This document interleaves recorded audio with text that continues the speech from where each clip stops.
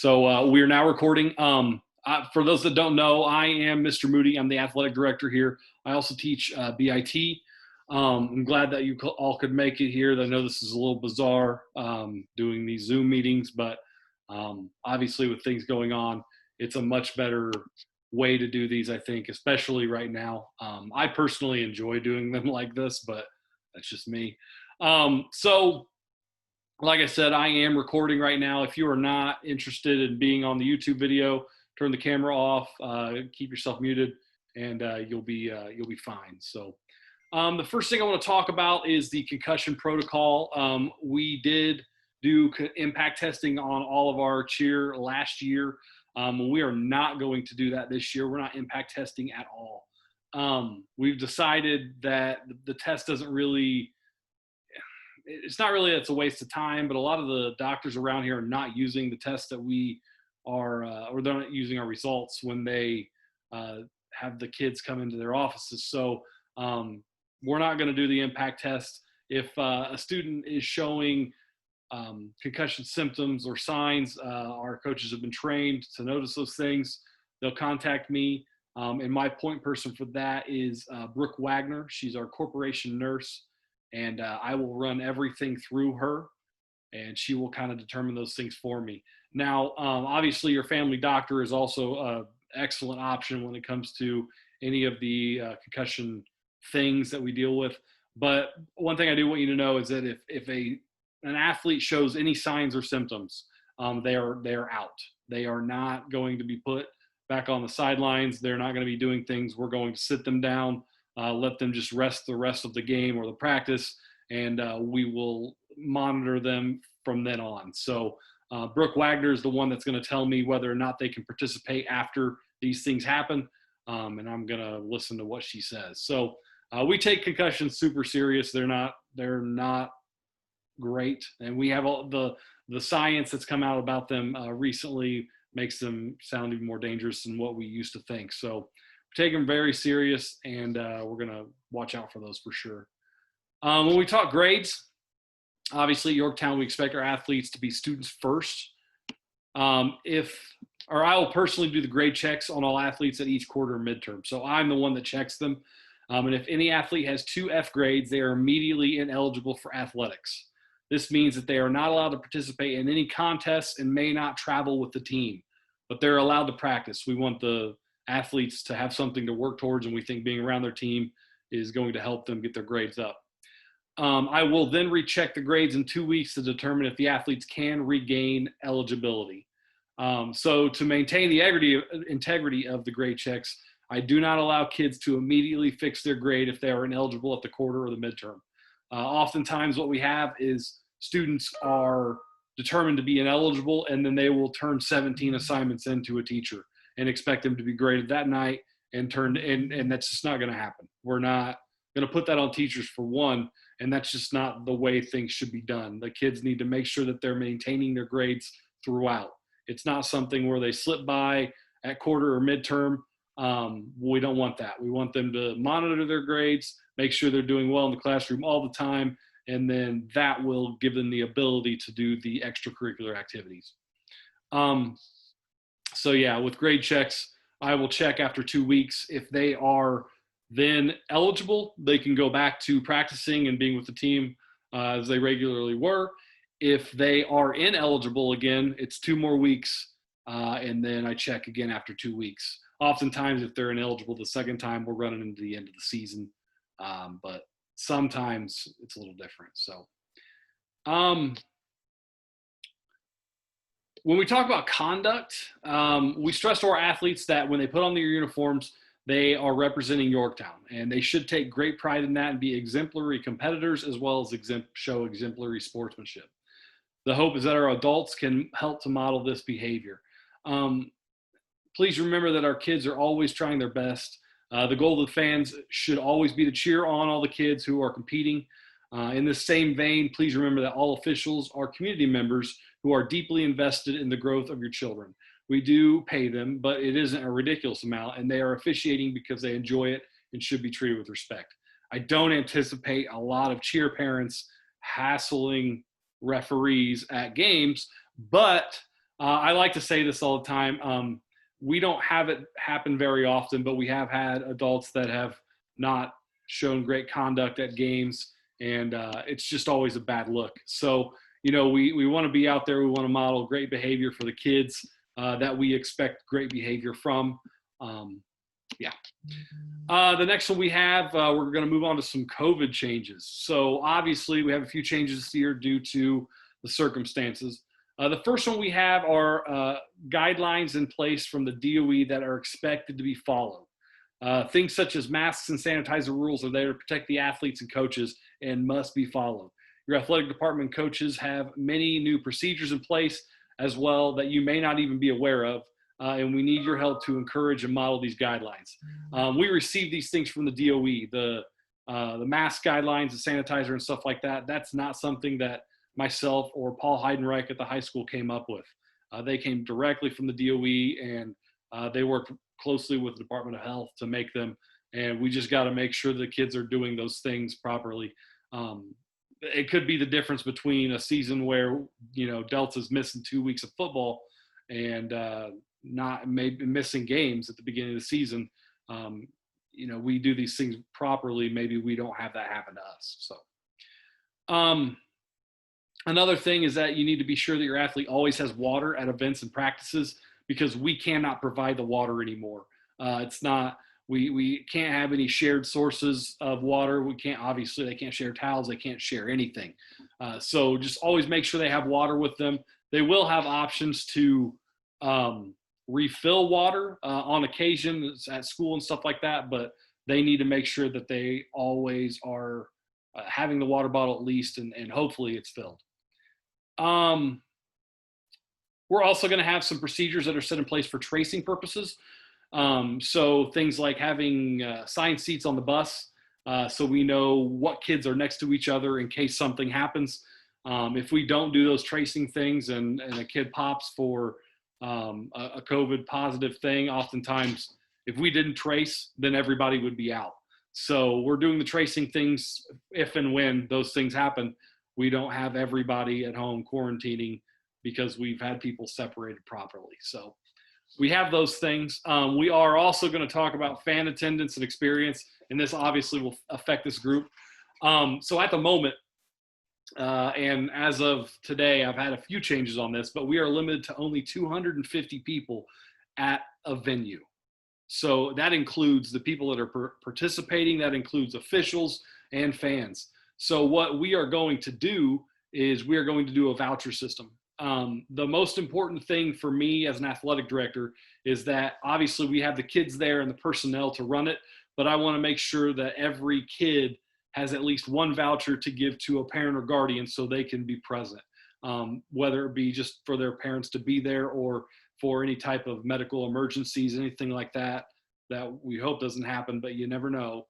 We want to make sure that we have at least a voucher for every kid, also for visiting teams. So that is going to be my primary focus. I'm going to count rosters completely, down to the last official, the last concession stand worker, whatever it may be.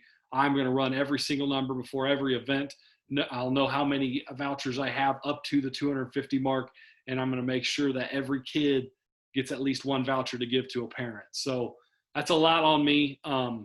And obviously for a lot of things, we'll have vouchers that are left over, but that's kind of what we're running into today. So we won't have families of, mom and dad, 2-3 kids showing up at games anymore. It's not going to happen this year because we can't have that many people at the contests. So now if you're not using your voucher and you were to give it to somebody else, there's nothing wrong with that. We are taking the vouchers at the gate, and the people that have them are the people that can buy tickets. So if you aren't going and you want to give your voucher to somebody else, totally fine. But we're going to try to pass them out to each individual kid to give to their parents. So if you don't have a voucher, you won't be allowed admittance. So showing up without a voucher, you're going to be turned away by our ticket takers. So it's kind of a weird situation, but most schools are doing this. So also, we're not doing for obvious reasons, the all sport passes. We won't be able to honor them sometimes, and we don't feel like that would be appropriate. So we're not going to do all sports passes this year. Concessions are kind of a fluid situation. Everything has to be pre-packaged. So gone are the days of the little pump cheese machine that goes straight to your veins. We're not going to be doing the cheese machine this year. We might get some pre-packaged cheese. I don't know, but we're kind of working through some of those things. So once again, because the concession stand situation is up in the air, bringing your own water to an event is never a problem. So be prepared to do that if it comes to that. And then finally, when we talk seating for home contests, we are directed by our own health department here in Delaware County to make sure everybody's socially distanced 6 feet. And they're not including family units because they don't feel like they can trust people to tell the truth about family units. So there will be X's marked on bleachers. Anything that's like soccer, obviously they can just socially distance themselves. But when we go to football, when we are inside in the gym, there will be X's marked on the bleachers, and it's expected that one person will be on each X, and they will be 6 feet apart. So if there is mom there with 5-year-old Timmy's going to have his own X that's 6 feet apart from everybody else. And it's weird, and it's just kind of how we have to handle things. Now, all of that said, we are Paul Heidenreich and I are putting forth a plan to the Delaware County Health Board that will possibly affect football. That literally is happening kind of as we speak. So I don't have a whole lot of details on that. The seating might change and the numbers might change, but the vouchers will be there, and the X's on the seats will be there. But if any of those things change a little bit, I will let you all know for sure. So that's kind of what we have going on here. I'm going to open up for any questions that anybody might have right now. Does anybody, you can unmute yourself and ask me a question? If not, I'm going to hand it over to Gabby.